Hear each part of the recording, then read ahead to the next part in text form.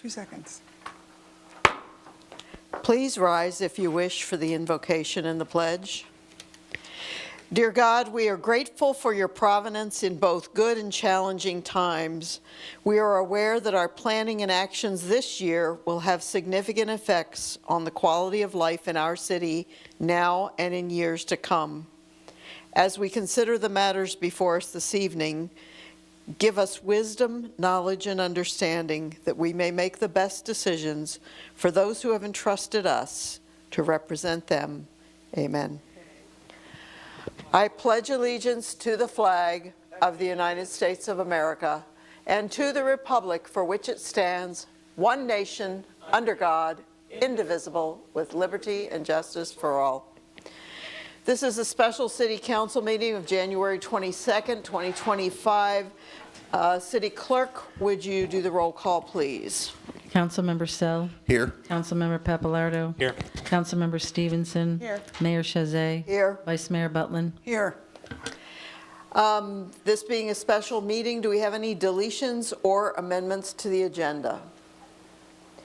Hearing none, we move on to new business. Agenda item number 1, the Parks and Recreation Department is requesting council approve the proposal to complete Phase 3 of our ongoing Gateway Center theater improvements. Good evening, Mayor and Council. Jason Scheitz here, your Parks and Recreation Director. So like you said, we're here for Phase 3 of our Gateway Center theater improvements, which includes an oversized backdrop screen where the center can project on the backdrop for their productions, essentially, which really helps kind of elevate the productions, less props and things like that, where they can do it kind of all digitally. So this was a top priority for the center this year. So when we got the funding, we budgeted right around $45,000 for this particular item. A little background on this, on these improvements. We started last fiscal year with Phase 1 and 2, which included sound system and lighting improvements. When we went through that process, we quoted out the project to 3 different vendors, found the best available price, and then we continued on with the improvements. So with this particular Phase 3 improvement, it makes more sense to continue on with the same contractor due to the fact that he knows the system. He's already put things into the system, and putting this project out to bid would essentially have us start over with really no guarantee that we're going to get better prices anyway. We feel pretty comfortable about the budgeted amount versus the prices we received from them, and we've had a good relationship, with them doing these improvements along the way. So we're bringing it to you to get the approval to go ahead and continue on with the same contractor for those reasons, and not put this project out to a formal bid. So the total amount of the project is $44,948. Almost hit it right on the head with our budget number. We do have $80,000 in total to put into the Gateway Center this year. So this will be a large piece of it, and it is, like I said, their number one priority to get this item in there. And we can do it as early as next month, as long as all of our dates align. So that's it. I'll open up for questions, then your approval. City Clerk, do we have any public participation? No, ma'am, we do not. Okay, Councilmember Sell, questions or comments? No questions. Councilmember Papalardo? No questions. Councilmember Stevenson? Yes, these projectors or screens would also be beneficial for other types of meetings as well, right? Maybe like Yeah. executive presentations or?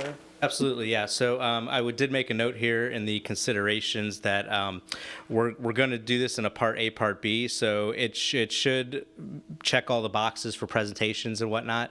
So when we get the big system in, we'll get Carmen and crew out there, and Eric will do a mock presentation, make sure it all works the way we need it to. If for some reason we think it may not be as good for presentations, then Part B would be to get a larger drop-down screen in the front, which is included in that budget number. So if we don't have to go to Part D, it'll actually be a little bit less, but we're pretty sure it'll be good enough for presentations. We just got to kind of see the depth and what it looks like in the audience, because the screen will be in the back of the stage rather than the front. So that's kind of the caveat. All right, thank you. No more questions. Vice Mayor Butlin? Thank you, Mayor. Yeah, just a couple quick questions. What's the warranty on this stuff? Usually, see yeah, it it's a year is the standard warranty. Yeah. So there's the manufacturer's warranty. I'm not 100% sure. We'll have to, well, I'll have to get that information from our vendor. Okay. But as far as like the install workmanship and all that stuff, it'll be good for at least a year. And how many people have authorization to use this equipment? This stuff will just be for the center for their productions. Okay. So we won't use this for rentals or anything like that. The existing screen will stay up where it is now if we don't Okay. upgrade it. That'll be used for rentals or any other events. Okay, thank you. Going to the other usage and the presentations, which was an item that I was thinking of, as well as Councilmember Stevenson and to a certain degree, Vice Mayor Butlin.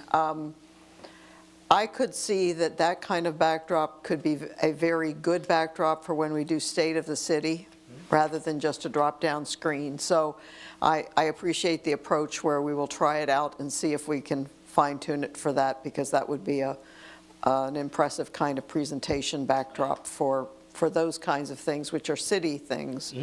And I think that you're right. When you get to technology, it's not good to mix and match with the cheapest vendor at each juncture, because you'll end up with something that doesn't function. And you're correct that we're within the budget parameters, and you felt through the previous exercise that they've been dealing with is fairly on price, so I find no issue with it. If there's no further discussion, I would entertain a motion. Go ahead, somebody. Want me to make a motion? I have to pull it back up, it disappeared. Go ahead, someone's got it? I'd like to make a motion to Thank you. approve the attached proposal for the amount of $44,948 to move forward with the Reliance AV to complete the Phase 3 at Gateway Center Theater improvements. Second. Councilmember Sell, Yes. Vice Mayor Butlin, Yes. Councilmember Papalardo. Yes. Councilmember Stevenson, and I am a yes. Thank you. Moving on to agenda item number 2, the city manager is requesting the city council approve Carr and Collier, Inc., change order number 1 for the James Pond Stormwater Pump Station project for the amount of $33,495.46, bid number 0424. Good evening, Mayor Chazé and Vice Mayor Butlin, City Council. Yes, tonight, the change order number 1 for the James Pond Lift Station is before you. And the purpose of change order number 1 is to modify the essential components of the James Pond Stormwater Pump Station to better prepare for the event of extreme rainfall events and flooding. That especially since what was recently experienced here with Hurricane Milton in November of 2024. At this time, the project is underway. It's under construction and it started on January 6th, and Carr and Collier is the general contractor. The construction contract documents that Carr and Collier bid on for the James Pond Stormwater Pump Station requires 2 10-horsepower pumps. The 2 10-horsepower pumps are what is the maximum size that's permitted at this time by the St. Johns River Water Management District for this location. And Hurricane Milton obviously was a very unprecedented event. The extreme rainfall event, and 15 inches of rain falling in a 12-hour period just inundated the whole area. If you on the screen, the intersection of Toronto Street and Alexandra Woods Drive, the James Pond Stormwater Lift Station is located in the vacant lot just west of that intersection. If you go to the second slide, this is what the intersection looked like on October 16th. You can see the water level's up almost halfway up the signs, the street signs there, and the pond is overflowed. And so recognizing that, the city manager wants to elevate the very key components of the lift station to address the high water level, the flood level that was experienced during Hurricane Milton, which that elevation is elevation 35-20. So the project engineer, Neil Schaefer Incorporated, was requested to review the site plans and and determine what needed to be done to raise those the key components, the essential components of the lift station above that level.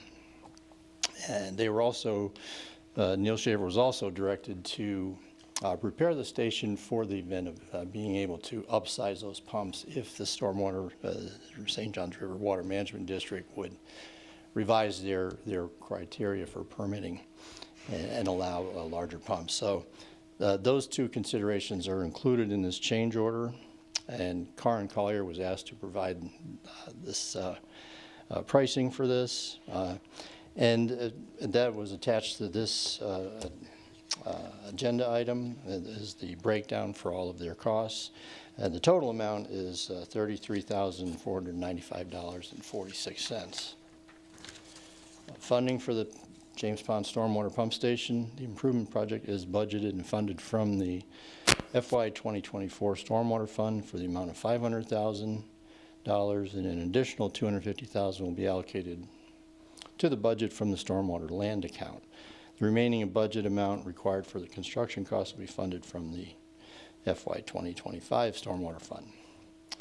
With the award, this was awarded in July of 2024, this project, and the contingency budget that was approved was $52,290.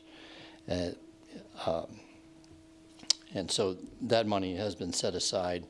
And although the council approved the contingency amount, the $25,000 limit is exceeded for council approval, and that's why we're here again tonight. At this time, it is recommended the City Council approve Carr and Collier change order number 1 for the James Pond Stormwater Pump Station for the amount of $33,495.46. And we recommend going ahead, because since they're already under construction, to go ahead and implement this as soon as possible. So if you have any questions, I'd be happy to answer any questions you might have. Thank you. City Clerk, do we have any public participation? No, ma'am, we do not. Councilmember Sell, questions or comments? I love this. This is excellent. As the goalposts moved, instead of just sitting around hoping that we never get another storm that size of Milton, we're actually trying to upgrade and try to prevent the same thing from happening again because we're able to. So this is an adjustment we're making already for Milton, and it's just January. So this is, I don't know whose idea it was. Excellent. Thank you. Councilmember Papalardo. No comments, thanks. Councilmember Stevenson. I agree that with these extreme weather events, it's important that we're looking at our standards and meeting the new standard that these storms present. We're looking at this picture here. Whereabouts would the station have been located? You see the pump, the red pump that's in the picture? Mm-hmm. The stormwater lift station is actually on that site. That's a vacant lot. That large tree has been removed that you see is just to the left of that pump. So those trees have been removed, and that is the lift station site, right there, that intersection. And so it would have been submerged had it been already in place during Milton? Yes. Well, I appreciate you getting these changes made. Did you have another comment? Well, yeah, the key components, obviously, of pump station are your electrical components and your generator. And you certainly don't want those underwater. We kind of experienced that a little bit with the Berry Plantation. Some of our electrical components was actually underwater. And we're taking action now to raise them up so that, and they cut the power off, and so our generator was running the pumps at the Berry Plantation because our electrical power wouldn't work because the components were actually underwater. So we're actually, even at Berry Plantation now, is we're moving it higher, the electrical components, so we don't have to use our generator as much. And it's basically the same thing here, raising it up, making sure that it doesn't get submerged, and it's foolish if you don't do it now, and that's what we did. We sat around the table, we brainstormed this, okay, how do we modify this a little bit? We are going to go back to St. John's to try to increase the flow rate so that we can upgrade the pumps to even pump faster and harder when it needs to be, and also to provide even the same provision as we do at the Berry Plantation have the provision to also use a temporary pump if necessary. So we can try to meet all conditions as possible.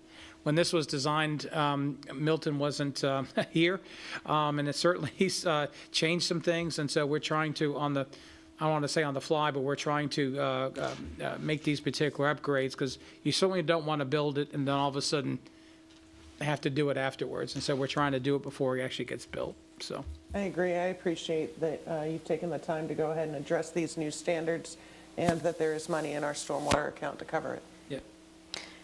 Vice Mayor Butlin? Thank you, Mayor. I like this a lot, because this is one of my initial initiatives.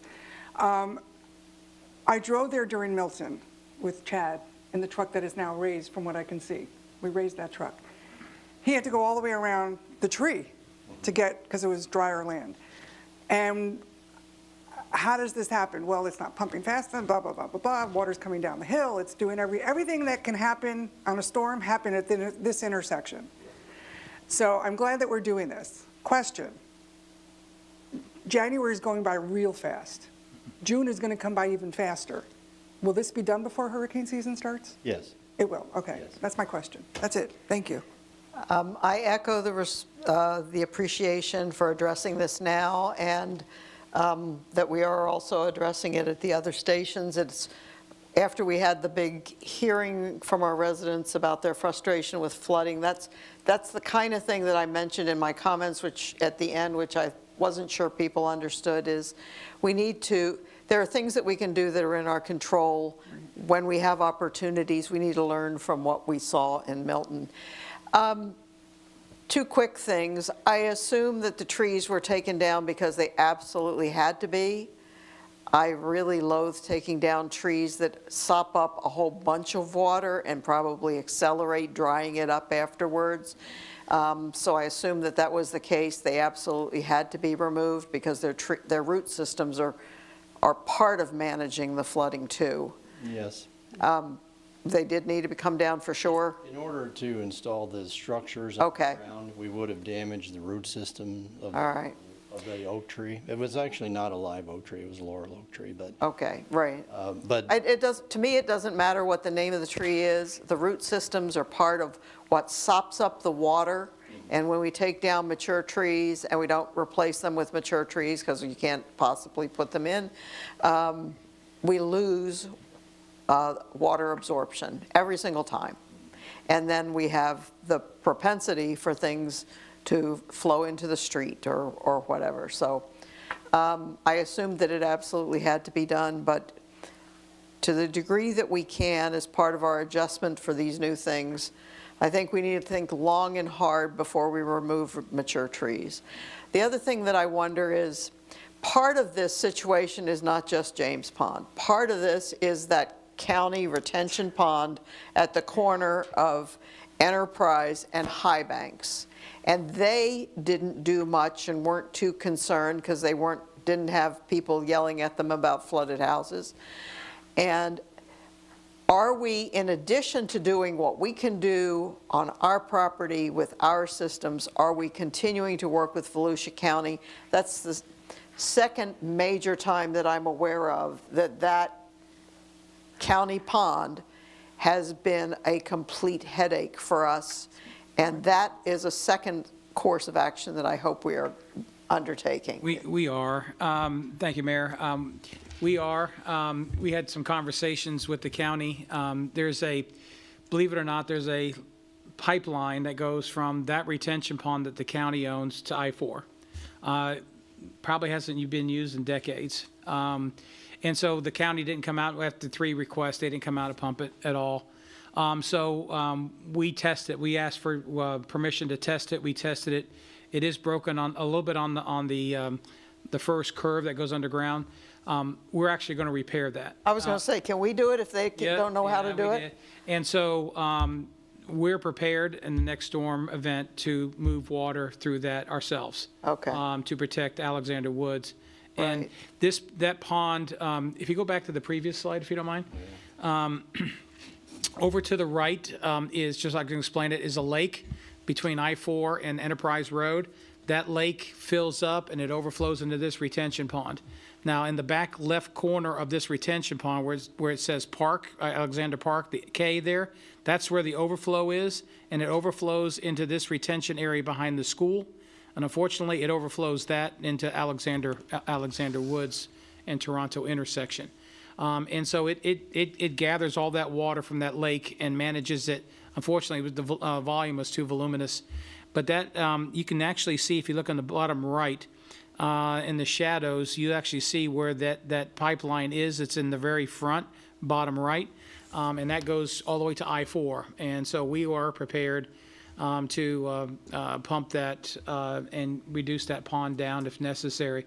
I mean, I know the county, I mean, they're you know, all the troubles they've had and all the situations they've had, they just don't have the resources to meet it all.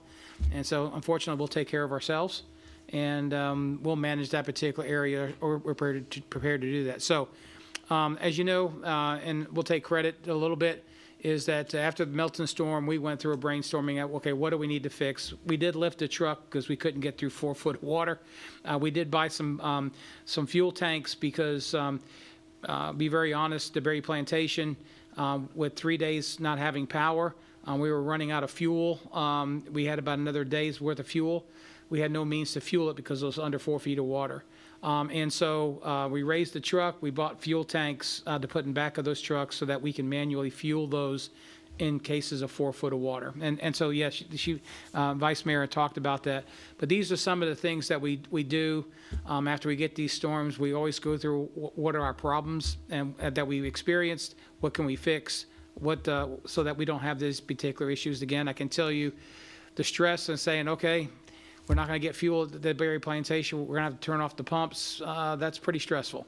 And so we want to make sure that we don't experience that again. Fortunately, we got Duke out there, and the water was just low enough below those electronic electrodes there that to be able to turn on the power with 1 day left of fuel. And so, good thing God was after blessed us there and make sure that we be able to do that. But we want to make sure that we solve that problem and don't have it. And so we do the same thing here. We went through a problem-solving strategy session, made sure that we resolve some of these issues. And so we're knocking them off one by one, including this particular project here. You already approved the 52,000. The 32,000's within that, but it exceeds my expending authority. I only have 25,000, and so we're bringing it back for your approval. And so, but that's how we operate, and I hope every city operates in that fashion. Is that you go through a problem identification process and then a problem resolution process as well. So. Right. Okay, if there's no further discussion, I would entertain a motion. I'll make a motion for change order number 1 to approve Carr and Collier for the James Pond Stormwater Pump Station project for the amount of $33,495.46, bid number 0424. Second. Councilmember Stevenson? Yes. Vice Mayor Butland? Yes. Councilmember Papalardo? Yes. Councilmember Sell? And I am a Yes. yes. Item number 3 on our agenda is a staff request of the City Council to waive the formal request for proposal procurement process to approve the Helicon proposal in the amount of $145,000 plus a 10% contingency of $14,500, approve the ECS proposal in the amount of $16,790 for the construction and inspections of the sinkhole mitigation scope of work, and authorize the city manager to execute the proposal. Good chilly evening, everybody. Good evening. Richard Villasenor, city engineer. The purpose here is for remediation of a confirmed sinkhole. The considerations for these proposals is that the affected area straddles both the road right-of-way and 2 residential properties.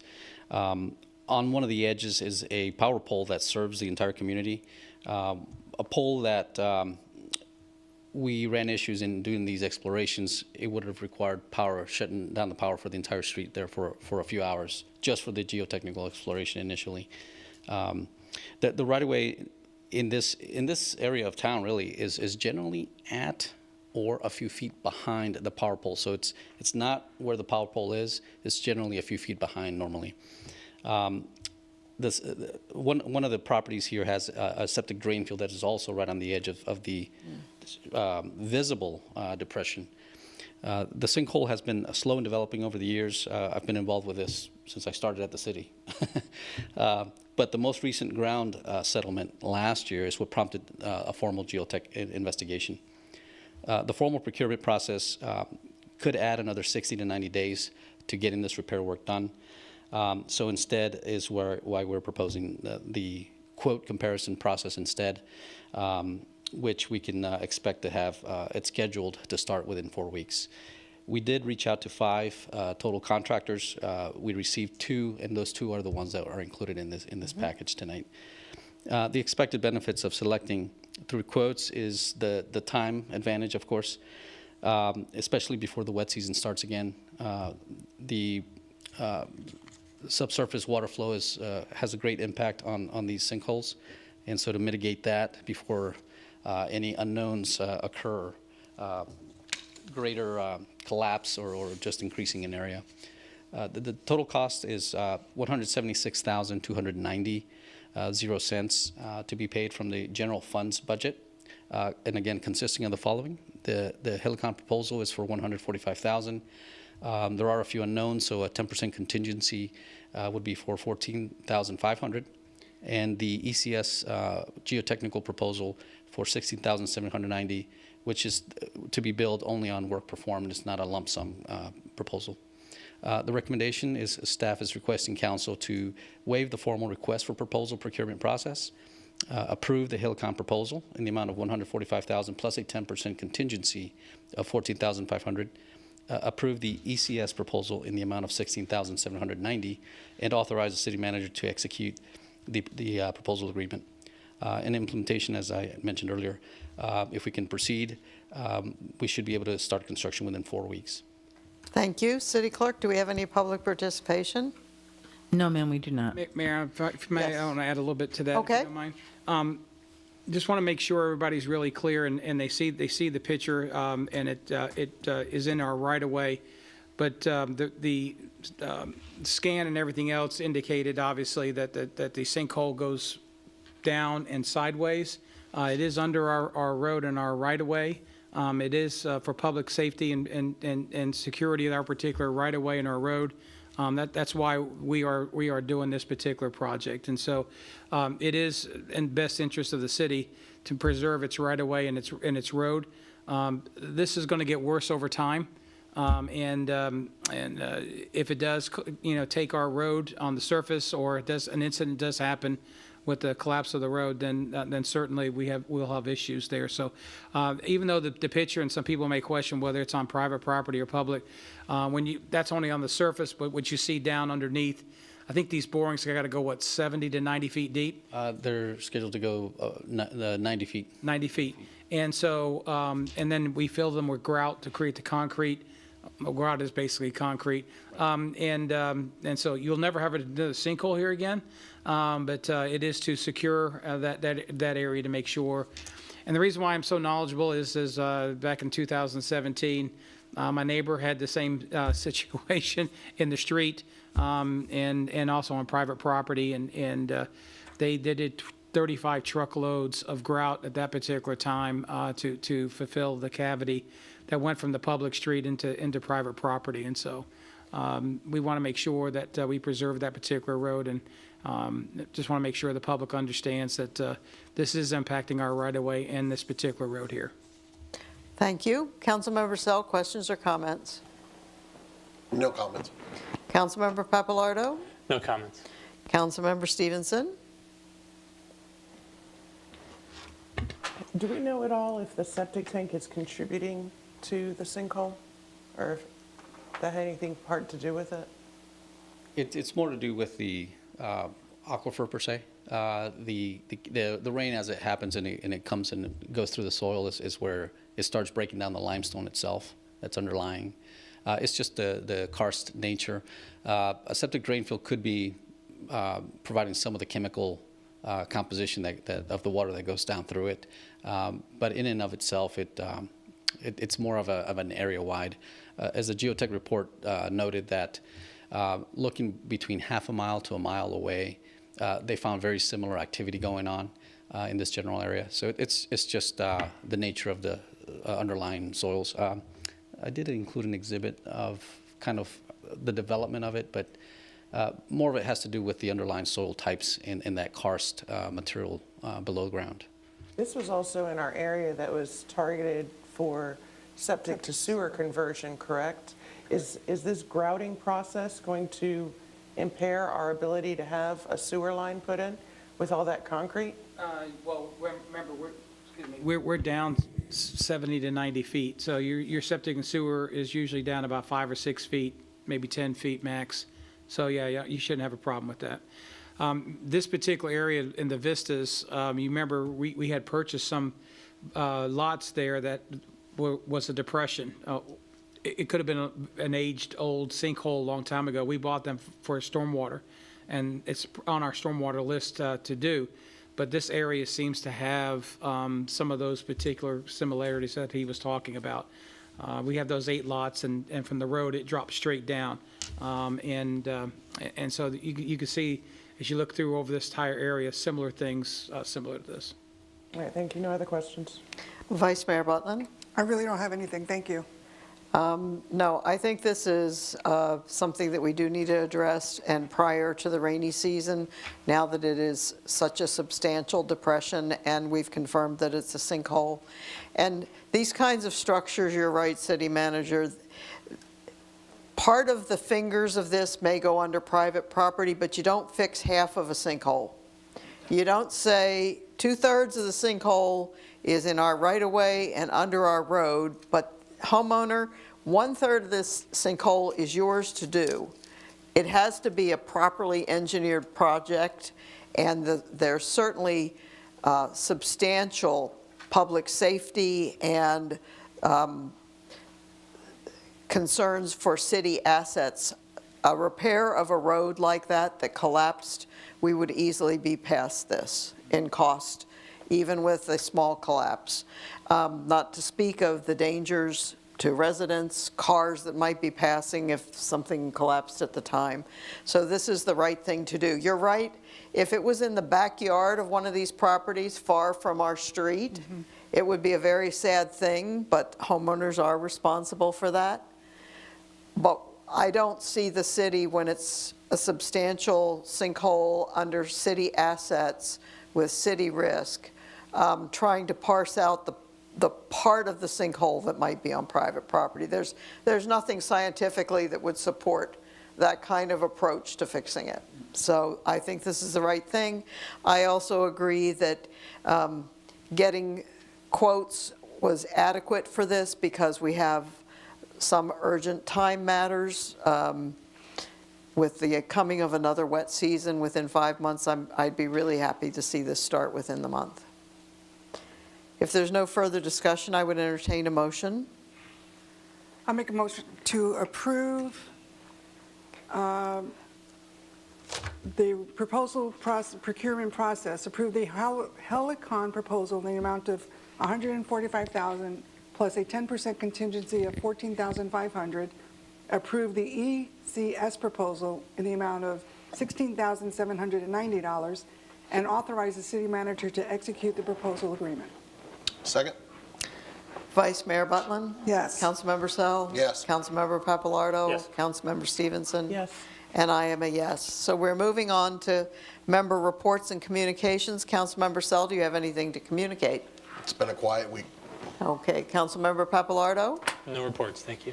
Councilmember Stevenson? Nothing to report, thank you. Vice Mayor Butland? Just a couple things coming up. We have a Volusia League of Cities dinner tomorrow night in Daytona Beach Shores. We also have a ribbon cutting on Friday for All-Star Nutrition in DeBarry, and other stuff that we'll talk about later on. That's it. Okay. I did attend the TPO meeting this morning, and there were 2 items that I wanted to bring back just as informational items. There was a TPO presentation by Bike Walk Central Florida. So this is an agency that works with FDOT and many other governmental agencies throughout Central Florida. The the focus being on the safety of pedestrians and bikes, et cetera. And I asked the representative if they could tell me about the green in the crosswalks, the green that has showed up in Seminole crosswalks, because I know Councilmember Papalardo has taken note of them.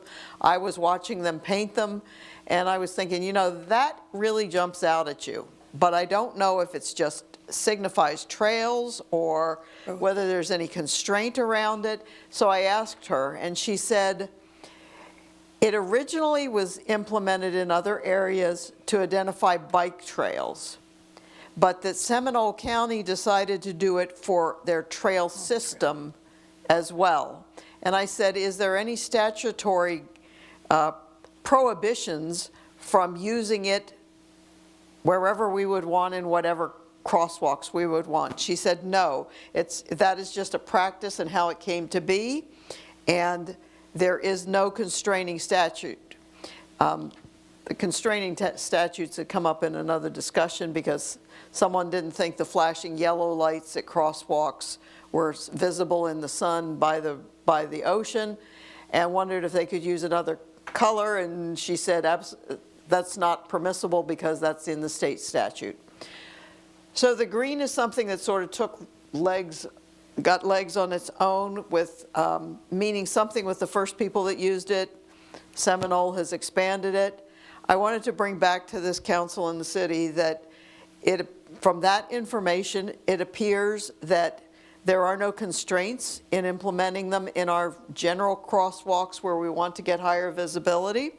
And she promised me that she would send me the specs on the green, because she's very familiar with it. So when that email comes in, I will pass along the city manager. Anyone that wants to know about the specs can ask the city manager and he could share them. But in our planning for pedestrian safety, safe streets for all, et cetera, I would like to consider that green crosswalk because it does jump out at you. I know that we tried some stamped concrete looking like red bricks at High Banks and 1792. It's faded, it's worn off. I don't think it ever had the contrast. It was more of a classy way to show the crosswalks as opposed to the pavement. At this juncture, I'm more concerned about safety, personally. So that's not anything for us to decide here, but I wanted to say I had the opportunity to get further information, and it looks like it is something that if we choose, we could begin to implement on our own in DeBary without having to ask somebody, and she would send me the specs. Secondly, in a presentation of FDOT's updated work program, it was noted that $8.5 million has been budgeted for right-of-way acquisition along I-4 between 1792 and Route 472. Now, you'll recognize this stretch includes the River Bridge. Mm-hmm. So I asked the FDOT person, would you tell me where these rights-of-way that you have budgeted at $8.5 million, where are these being allocated? I said there is a movement afoot to get something done with that bridge sooner rather than later, and I recapped how it affects us all the time, because the director of the TPO had come to me before the meeting and said Bob Delary of Seminole wants to get a coalition started between Seminole and local Volusia entities, and he's going to follow up. And I directed her to use, because it would be Delary, you, probably me, her, to discuss it. And there has already been some discussion, I think, at Orange City and maybe some of the other local governments. And if we do partner with Seminole to try to figure out where are funding sources to push this forward with FDOT, that would be good. And he said he would get me and email me the information on what rights of way. I said to him, if that $8.5 million is to buy rights of way at Dirksen and I-4, that's interesting, but it doesn't really do much for our urgent problem, which is that the capacity and the engineering of that bridge, which just predictably, every week, something goes wrong, and then all the traffic is dumped on our local streets, which are not set up to handle it. So he did promise to get me the information of where they're looking on their first purchases of rights-of-way, and it was against the backdrop of this other discussion, which should also move forward. So I wanted to bring that back to the council just for information. That's it for me. City Manager? Just a couple of things. At our elected officials roundtable, the chairman had recommended a Volusia League of Cities-led stormwater committee. I have volunteered for that countywide stormwater committee. I don't know if they'll select me, but so there's going to be a countywide stormwater committee. If you were paying attention to the county council, they were planning on trying to do a moratorium. Their attorneys had told them that you can't do a moratorium over cities, and so that kind of died, and they decided not to do a moratorium on their unincorporated areas. So, but we were working with a number of different communities. They're reaching out to the city of DeBary because of our past performance, benchmarking against us, and so I'll really attribute to you guys on how we manage stormwater here as best as we possibly can. As I said, we may have had only 20 or 30 folks that are impacted, but and most of them were from private stormwater ponds. But other cities like Port Orange had 1,000 people underwater, Edgewater 600 or 700. Other cities had multiple hundreds of homes unimpacted. So, so we'll be the benchmark. We'd be glad to be the benchmark and show them. And we had a Volusia County Managers Association meeting today, and that's some of the things that we're talking about is. Maybe they're not up to speed, but pumping stations and how to move water. We're going to be working with St. John's Water Management District to get some, hopefully some freedoms on these when these emergency situations comes to do more. Be able to lower the lakes. Maybe, as you know, Woodbound Lakes is set at 29 feet, and that's what they was permitted. Going back to them, going, gosh, can you give me the houses around there are only 30 feet at elevation. That only gives me a 1 foot variance. Can we lower it to 28 or 28 and a half or do whatever we can to lower it a little bit to give us a little bit more room? What we learned with Milton is time and volume. And that's the difference between Ian, when we only had one house impacted, versus Milton, where we had 30, is time and volume. And be able to move that water, you need time. And so it's we're trying to hopefully get a little bit more capacity by getting to St. John's Water Management and allow us to lower some of our structures down to a little lower to be able to get the lakes as we told everybody, we lowered the lakes as low as we possibly could. But some of our structures are permitted. You can't lower those. They're there. And unfortunately, we're going to see what we can do to get the St. John's to ease up a little bit. I use that term, ease up a little bit, and allow a little bit more freedom on some of these lakes. In my opinion, 6 inches or a foot doesn't make a whole lot of difference to the ecological part of the lake, but it certainly makes a big difference in flooding in people's homes. And so we're doing everything we can from what we learned from Milton to put these strategies in place to make sure that we can do as best we possibly can going forward. So that's all I got, Mayor. Thank you. City Attorney, do you have anything to report? Nothing to report tonight. All right. Nothing to report tonight. Hearing no further business, we stand adjourned.